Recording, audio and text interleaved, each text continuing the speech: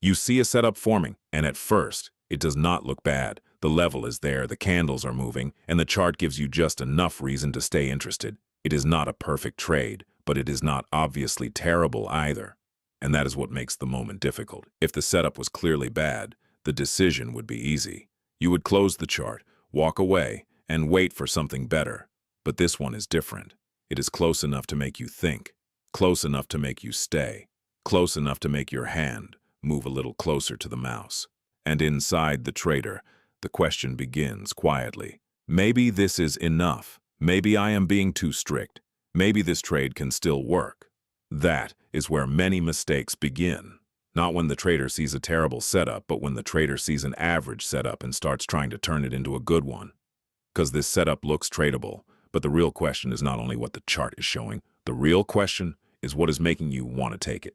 Almost good trades are difficult because they do not feel dangerous at first. They feel reasonable. They give you a level, a reaction, maybe even a candle that looks strong enough if you look at it from the right angle. You can explain the trade, you can draw the lines, you can make it sound logical. But deep down, something is not clean. The entry is a little late, the reaction is a little weak, the risk is not perfect, the market is not fully confirming the idea. One part of the setup is missing, but the rest of the picture is close enough to tempt you, and that is the trap. A bad setup is easy to reject. An almost good setup asks you to lower your standard just a little, not enough to feel reckless, just enough to stop being precise. But almost good does not usually push you into a trade by force. It does something quieter. It gives your mind enough material to start negotiating. Once the setup becomes interesting, the mind starts looking for permission. It no longer asks, "Is this my best trade?" It starts asking, "Can I make this trade work?" There is a big difference between those two questions. When you ask if it is your best trade, you are protecting your process. But when you ask if you can make it work, you are already leaning toward action. You are no longer observing the chart clearly. You are trying to build permission. Maybe the stop can be a little wider. Maybe the target is still possible. Maybe the entry is not perfect but close enough. Maybe waiting for a cleaner setup is too slow. Maybe this is the one that will move without you. The chart gives you a reason, but the real question is whether that reason is clean or whether your mind is trying to build permission. And slowly, the decision is no longer about the setup.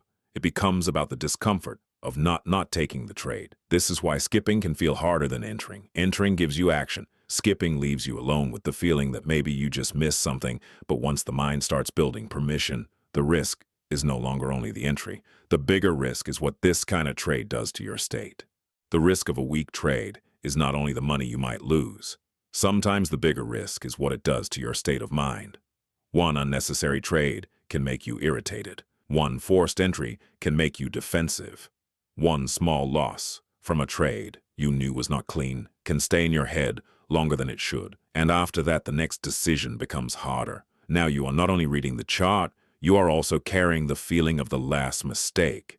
That is how one average trade can lead to more damage than expected. It does not need to destroy the account to hurt the process. It only needs to take your clarity for the next decision.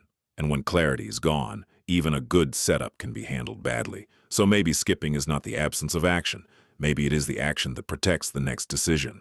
The trade you skip can save you, not because every skip trade would have been a loser, but because every skip trade keeps you honest about your process. Sometimes the market will move after you skip it. That will happen.